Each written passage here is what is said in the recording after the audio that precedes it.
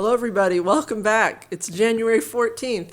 I've been locked in a dungeon somewhere for like a month. You're still alive. I am still alive. Barely. Oh, yeah. You weren't here last time either. Yeah, I've been like just in the sick prison for like a month. And we haven't forgotten, we owe you a live stream. Yes. There's going to be a live stream with a recap of stuff, and it's going to be amazing. We've had a bit of a weather event. Yeah. And the ensuing chaos from the weather event, even though the roads are mostly clear now, they're getting ready not to be. But also, like, what even is the beginning of this year? Yeah, it's just been a rolling. Calamities, yeah. We don't have it as bad as the people in California, though, or at least L.A. Our power was out for 12 hours, but I do still have a house, so. But our ice storm was pretty severe. Yeah. Yeah.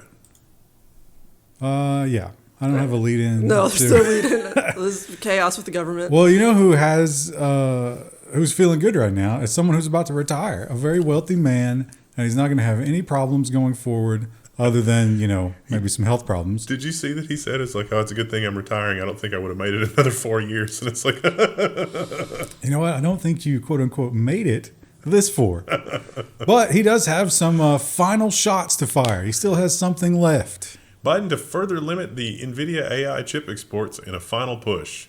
And this new write-up is basically our allies will have unfettered access. But these questionable people, we're really going to have to audit where we sell things, and we want to see where they end up. And we want to make sure that it's not going to just go right back out on a container ship somewhere else. Now, there's a mid-tier as well, which is you're kind of friends, but we're going to cap how much you can get total in your country. So how would you divvy that up between the businesses? Who gets to decide that? I wonder. They also have a special program where you can basically pledge that you won't get into any wrongthink or like human rights problems, and you can get your cap lifted. The cost of the hardware, though, is such that it actually makes more economic sense to just let a cloud provider deal with it, because the margins really aren't that insane versus you having to deal with it yourself. I mean, it's not trivial juggling 80 kilowatt racks. And that's not the only thing that the final salvo is doing. They are also, once again, going after China. U.S. adds Tencent and CATL to the list of Chinese firms allegedly aiding Beijing's military. So if you were hosting a Tencent super cheap cloud, because their S3 services is one of the cheapest, I've got some bad news. Tencent's responded and said, "This is insane. We've never worked with the military." But apparently somebody in the government has reason to believe that they have. And the housing market just got a little bit happened to it, right? Especially the insurance part of that. Yeah. But maybe the biggest problem isn't raging wildfires. Maybe the biggest problem is the collusion of rent prices. And we're starting to see a lot of evidence that really did happen. In fact, we now have a rat. U.S. sues 6 of the biggest landlords over algorithmic pricing schemes. And it turns out that the algorithmic pricing scheme was even more of a paper-thin rent control price thing in the worst possible way. It was literally just like auto on. Yeah, yeah. They pressured you into it. And we're going to probably have a lot of stories over the next few months about, like, you know, California and, like, all those homes burned down. It's like they're going to have to do permitting and stuff to build new ones, which is basically impossible. Now, Cortland, which is the company that will be turncoating and writing out how it all worked in order for not to get as much punishment, has agreed to cooperate fully and truthfully in any civil investigation or civil litigation that the United States brings. So a lot of damning emails in their email archive, in other words. But as Krista pointed out, auto accept. So this software had an auto accept setting, which I think was on by default, right? Yeah, dark pattern probably. And so that would mean that the whole rent collusion thing, you didn't have to actively do it. It was just on, and it just happened automatically, which seems insane, right? Yeah. Like, let's just let the computer control our rent prices. I mean, That's where we're going everywhere. Everything's going to be that way. That's already that way with Zillow. I can't tell you, like, in our local real estate market, it's like, oh, sweetie, that house is worth like $100,000 less than that. It's like, but the Zestimate. And it's like, I do love the Zestimate. The Zestimate is sacrosanct, man. You can't question that. Well, that's what was going on with the rent. It's like, it's like auto. It's like, we think you can charge this much for rent, auto accept. We think you can charge this much for rent, auto accept. And then line go up. It's amazing how that happens. And the line was going up, which is why everybody was happy with it. But here's a line that might be going down because there's going to be a lot of it potentially sold all at once. I don't know. They usually do this with like auctions outside of the market, right? Yeah. Hopefully. Maybe not, though. And then you don't know what the buyer is going to do with it. They could turn around and dump it onto the market. The market has already responded to this. DOJ cleared to sell 6.5 billion in Bitcoin seized from Silk Road. And on news of this, Bitcoin is already down like 5%. Interestingly, the incoming administration has been vocal about wanting a reserve, a national reserve, which this would be a cheap way to do that, right? So this seems like another just poke on the way out. Yeah. It's like, okay, we'll sell half and keep half. Well, that's not what they're saying. That would be a reasonable compromise. Why is no one reasonable? Yeah, and well, maybe the reason no one is reasonable is because it's like the protection money, right? It's just so out, obvious. It's just out in the open, and like, why do we even need this? Google donates $1 million to Trump's inauguration fund, joining other tech giants. Wouldn't you feel better about it if day one there was just like a podium with nothing and like a folding chair? Yeah. And he comes up and he's like, listen, guys, we're in bad financial straits. We're not wasting any money on this garbage. I got to get to work. Supposedly, that's what the lip reader said about the like the transition service at the Jimmy Carter funeral. Obama and Trump were talking, and supposedly Trump was telling Obama that's like, hey, we're not using the usual incoming service. Like, we're just not spending the money because one of their conditions was like, we don't have any private donors. So I told him no. What do you mean by service? Like there's a transition team service thing that like the incoming. Oh, that president organizes this kind of thing? Yeah, we shouldn't be doing it, but we will. And it's getting bigger and bigger because everybody is lining up to pay their protection money. You might get your folding chair wish just for that. Microsoft is also contributing $1 million to Trump's inauguration fund. And Meta. Don't we have a story? Was it the next one? We did that last week. Yeah. They announced early. And there was one more, right? Everybody is kissing the ring for $1 Twitter? million. Yeah. I mean, Apple did 1 million. All right. It was Yeah. Apple. And now we got Google, Microsoft, and I think Meta as well. Yeah. Do you think we could get $1 million for the inauguration? Like, it's just reach out and just give us $1 million because we're We scared. were really going to celebrate. We're scared for the future. We'll sit here on a live stream and wave tiny Trump flags.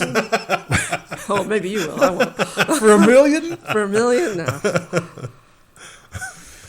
And we have a new thing because, obviously with the big router scandal that we just had, and now we have a lot of the corporate appliances. How do you know what's coming from where? It's all supply chain. I don't think this is going to help. No.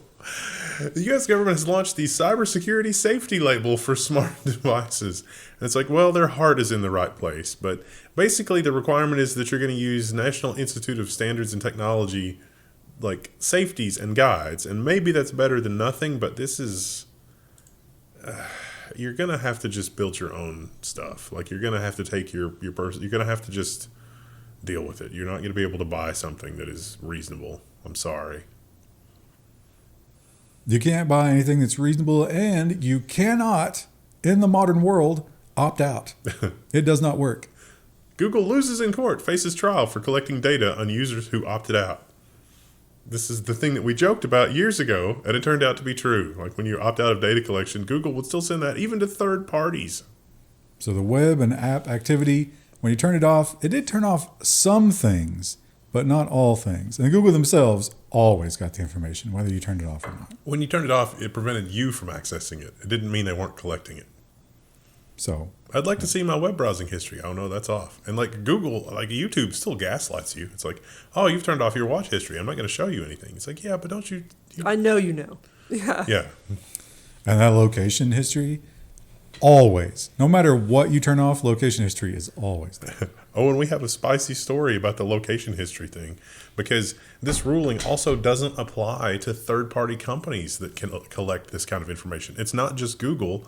Actually, Google, it comes through in a lot of these court transcripts. Google feels like they've got the short end of the stick because they're an easy target. So like, people that use their software and Android are collecting data far more egregiously than they are.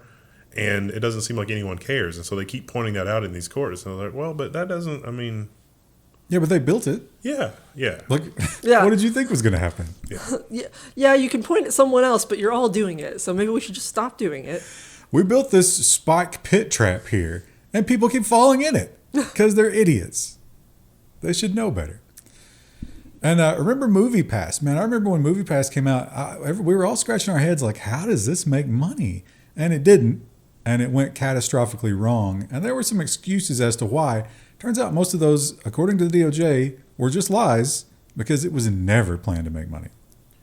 Chairman and CEO of MoviePass's parent company pleads guilty to securities fraud scheme and conspiracy. So yeah, turns out MoviePass was just never even going to be a thing. Like the napkin math didn't even work. And they knew the unlimited plan was going to lose money. They planned to lure people in and then turn on them, which they did, and everybody quit because obviously. But also they said, hey, we're going to use big data. Remember when big data was just getting hot when they did that? We're going to use big data. We're going to sell this data and we're going to make up. They didn't have any big data at all. Like that wasn't even a thing. They didn't have any partners. They never sold any data. That was just pure fiction. And moving to Europe, we have more countries who are looking to get in on private space. Italy plans a $1.6 billion SpaceX Telecom security deal. So this would be Italy working directly with SpaceX for government communications. In the event of somebody messing with their undersea cables, they're going to have a connection. And they're going to spend $1.6 billion to make sure that everything stays up. This article, like, you remember at the start of the Ukraine war, was it Intelsat? It's the American company. They went offline completely. Their satellite communications. And so, like, that is still a danger here. It's just that Starlink was up because it was new, it was nascent, it had not yet been compromised by an intelligence service. But literally an intelligence service attacked and shut down an American company. And they intended to only brick the routers and terminals that were in the theater, but they made a mistake and they accidentally bricked all of them. Remember that? This article doesn't cover any of that. And all of that is highly relevant for the whole, like, Italy, oh, we need security. We need to protect our undersea cables. And we think satellite is going to be the way to do it. And it's like, this literally already played out with another satellite company that just got too lackadaisical. The problem here is lack of being on top of the security, not the particular technology that's used to provide connectivity. Well, they're looking to do business with the man, but the EU in general, not fans of his, it seems, at least the leadership. And they are very, very upset that he might be allowing some wrongthink on his platform. And they've made some vague threats. I don't know exactly what they plan to do, but they're telling us that they are monitoring the situation. The Ars Technica headline is the EU energetically probing disinformation and right-wing bias on X, the report says. So, yes, X does permit a lot of idiocy, like a lot of idiocy. But is that really better than, I think that's not unreasonable to permit idiocy. People think that censorship is more desirable than disinformation, which is... But what's disinformation versus what's idiocy? Well, that picture of Elon in a fursuit was definitely disinformation. He deleted that guy's account instantly. Yeah, well, that's a good point. Like, he doesn't tolerate that either. Like, right. But it's, he gets to decide because he's the world's richest man, right? He also seemed to be deleting accounts that suggested that he maybe wasn't running that elite Diablo account that was like level 80 or whatever. Which is like hilariously petty. Like, just doesn't matter. Yeah. But to him, it matters so much. Well, I heard he was doing that with Path of Exile as well. Oh, yeah. And it's like, hey, Elmo, why does your account default to Chinese language? Don't worry about it. Shh. Oh, look, your account disappeared. He's working on his Mandarin. I don't... Don't we all need to be? He's got business in China. I think we all need to be working on our Mandarin. I just don't understand. Like, why do you... If you don't enjoy the game, if you're not playing it yourself, like, why care about the stats? He seems to be totally invested in, like, the online persona world, right? Like, a lot... He's sort of like an Instagram influencer in terms of... Except his life is really that good. Yeah. But he's not that good at video games. Yeah. Well, what a weird thing to... Like, I just don't get it. Ain't nobody got time for that. Because he gets whatever he wants. And when he encounters something that he can't have... He's like a giant toddler. He has to have it. Yeah. Well, Facebook is everywhere. We've covered exhaustively the Facebook pixel. And the fact that if the Facebook pixel is there, Facebook is getting that data. There's just no way around it. And the EU must have just forgotten that when they decided to build this website because they have GDPR and no one checked. EU court orders Brussels to pay damages over sign in with Facebook link. 400 euros. Wow. How will they ever recover? They asked for 400 euros for that and some other, I don't remember the amount, for a different thing. And they denied them the other one. They're only giving them the 400. Hopefully they'll take that out, though. And here is a story that might sound a little familiar because, hey, this happened to us and probably still happening, even though they say it's done with now. Japan says the Chinese hackers targeted its government and tech companies for years. And they just wanted to get in and look around and just see what they were up to. Mirror face.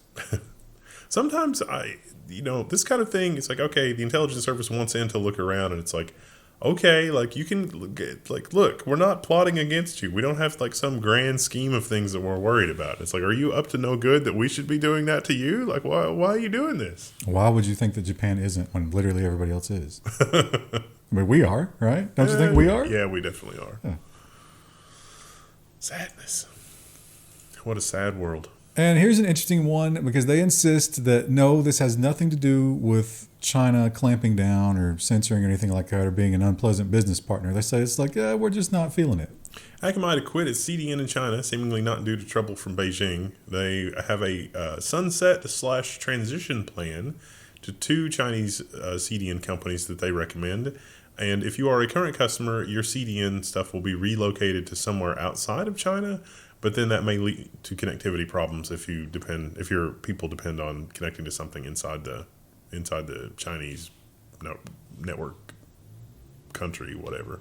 Interestingly, one of those options is Tencent, which means that if you have American customers, that might create other problems for you. The State Department's like, no, you can't do business with Tencent. That's not allowed. And China, of course, always fires back. So we tell them you can't have AI chips, and they say we got some stuff that you can't have. China proposes further export curbs on battery and critical minerals tech because they're the only ones with the really, really ecologically damaging mines. This is gallium and lithium and all that rare earth goodness that we need. So who's spooling up the steel production so that we can make mining equipment so that we can mine this? Oh, wait. They denied Yeah. the steel acquisition. Yeah. I mean, if we're going to be onshoring, right? Maybe that's smart. Are we? But that's the plan, right? I don't know. That's what the tariffs are supposed to do. The plan is there's going to be a hell of a party funded by big tech. Are we going to be able to, I don't know, are unions going to be willing to relax things a bit and come to the table and say, look, we'll give you, we'll just run this as a co-op. We don't even want to make money making steel. We just want to make steel. Would that be okay with the unions? Because that's where we're headed. And that might not be a terrible future. Well, I'll tell you one place that there's not going to be any union activity.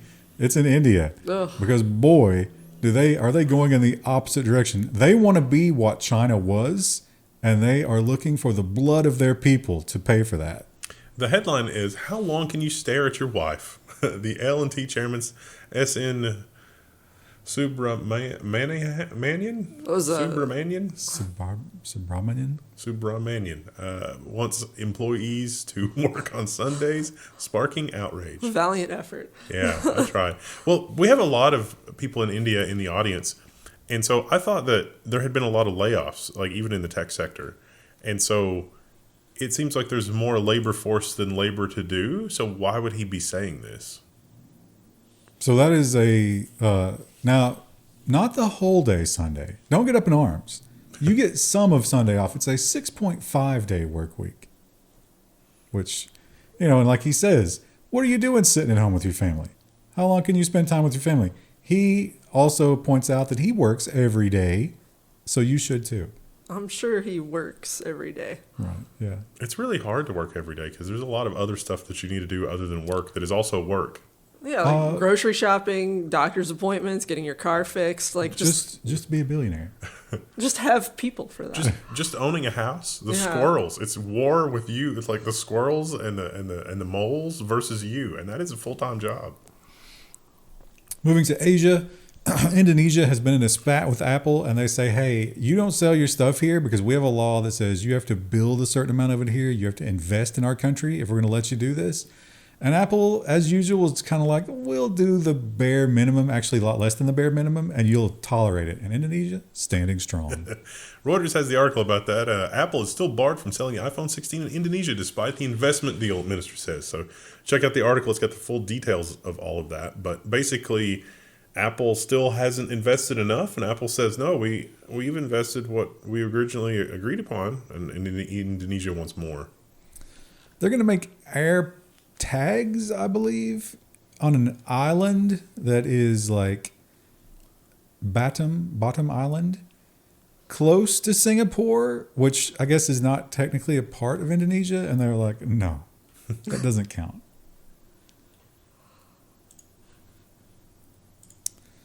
And boy, do we create a lot of plastic in the Western world.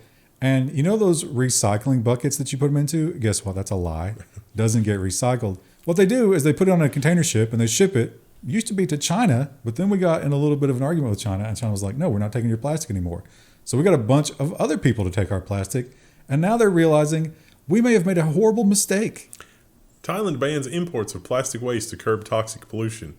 And they're not just talking about the microplastics. They're talking about the chemicals and the difficulty of recycling all The this. macroplastics. Well, again, recycling is a lie. So they bought it and they were like, hey, we're going to recycle it. They burned it, mostly. Like the vast majority was just burned. And they're like, wow, our air quality is suffering. That's awful. I wonder what's happening. Well, if we can't send our plastic somewhere else, that's going to be a big problem. I mean, Could it's a big problem. could for it them. possibly be that maybe we just start using older materials like glass, like we used to? I'm also of the some of the demos that I've seen of people taking like the $300 AI setup to automatically sort things for recycling. Some of that stuff is very good. Very, very good. Like we may have crossed the technological Rubicon. What good does that do? Yeah, it doesn't help us though, because like no one will take it. Well, if a lot of the recycling problem is because you have to have the plastic sorted into exactly the same kind of plastics. And we don't do that because the labor cost is too high. But if you have a giant AI sorting machine, it might possibly become economically viable. So they can still burn it. I mean, like it's still we can't get rid of it. That's the problem. You melt it, you don't burn it, but yeah. Seems Melt it like back into something usable. Let's just go to back to the deposit system. Yeah, that'd be fine. Well, moving to social media, I was kind of on the fence. Is this really social media? But I guess it kind of is.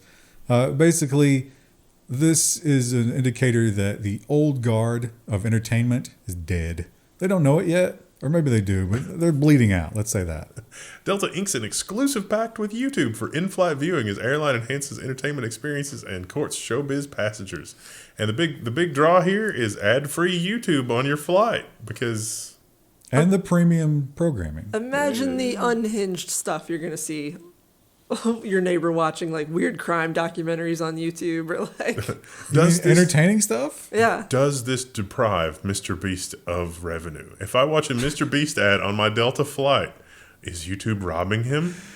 They'll serve If you you're one of those watching chocolate bars afterwards. The Level 1 news on the Delta flight. I'm sorry you're on Delta. You should do that at max volume every time you're on a plane. And I think they ruled on this today, right? They're did. not going to do it. Right. Ahead of SCOTUS hearing, a study finds that TikTok is likely a vehicle for Chinese propaganda. Yes, like X is a vehicle for Musk's propaganda. Yeah, I mean, it's Propaganda du jour. The one thing that Musk has got going for him is he's so lackadaisical. I don't think that there's really like a coherent top-down propaganda plan. It's just... whatever he's feeling that day. Yeah. That's kind of like Trump too, right? Like whoever he had his last conversation with. That's insane. So yeah, the Supreme Court did decide not to look at this today, so we are getting the TikTok ban. It's happening. Which they said they would shut down. And actually they have a sister product. There's something else that they've been running ads on to. Yeah. TikTok pushes users to eliminate as ban looms because they have themselves been eliminated.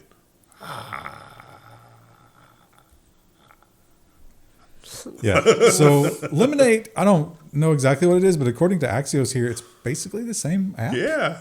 Probably using the same code. Like, Why? yeah. Well, it's definitely like there's a crossover, right? I think you can just automatically port your TikTok account to Lemonade, right? Yeah. So, Are they just going to do that indefinitely? Is but that, here's the like- thing: it's not TikTok; it's ByteDance that's getting banned.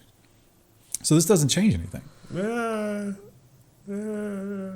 Unless they do it under like a different company name. Which they have not done. I think that the most amazing thing that should happen is ByteDance should add a VPN functionality, just so then the Chinese propaganda can be, oh my gosh, the United States has banned our VPN application.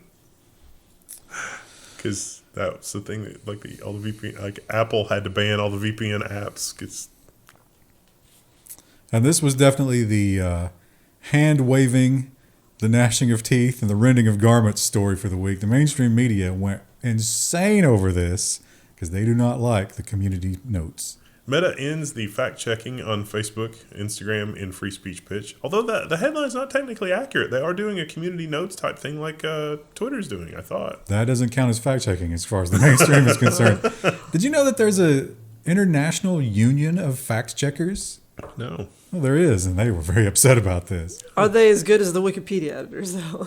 I don't know exactly. I'm sure they're corporately controlled, right? Well, that's a bit of Aren't we all? an engagement challenge, too, is like if a bunch of these people want to organize, and to an extent, how you do your fact checking depends on your reputational alignment. Is that a better system? It's like somebody says something that's like, controversial, and you get some community notes from it. And it's like, this organization says this, and this prominent organization says that, and you lose your credibility when you start saying crazy stuff that's easily debunked, which is unfortunately what we have in both sides of media right now. I wonder if some of this might also be the fact that they've been very public about saying we're going to flood these services with AI personalities. And they know that those AI personalities are going to say some crazy, untrue stuff. And they don't want that to be subject to fact-checking. But it's not the only changes they're making. They're also opening up things that we were not allowed to talk about before. Threads and Instagram are for politics now, says Adam Mosseri. Mosseri? I don't know how to say that. Mosseri. Who cares? Probably an asshole. So yeah, before they would just cut you off. You're not allowed to talk about that. But now, not only are they going to encourage it, but people you are not following who make political posts will still be pushed into your feed if your friends are following them or something like that. I just want to see the things that I click follow on. Is that so much to ask? It is, because that's not how they make money. All I want is to see technology used for the betterment of mankind and people to take more reasonable positions. And that is apparently controversial. I feel like my position is more reasonable than expecting humans to be reasonable. Yeah, there's no historical precedent for that happening.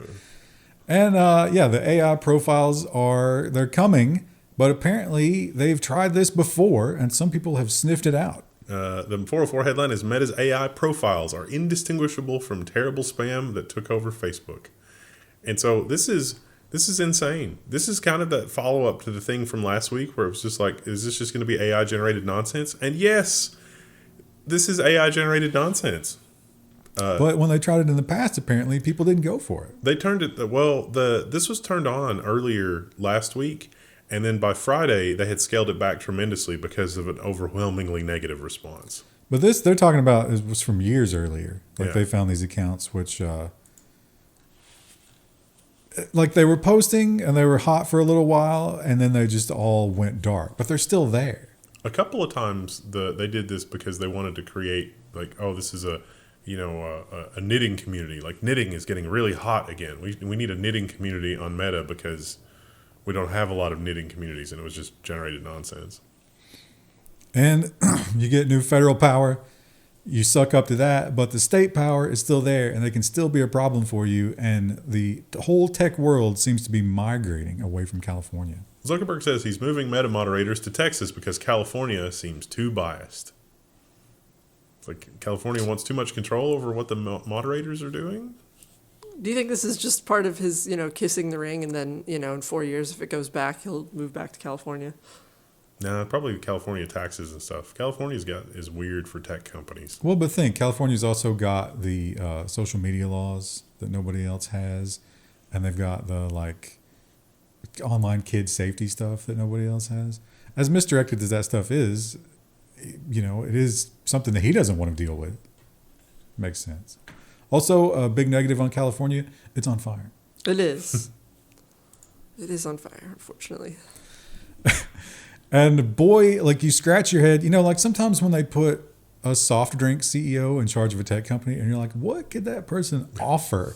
And I'm have to ask the same question here. Facebook deletes internal employee criticism of new board member Dana White. Like, oh, that's not consistent with our CE policy. Deleted. I mean, he's running a successful company.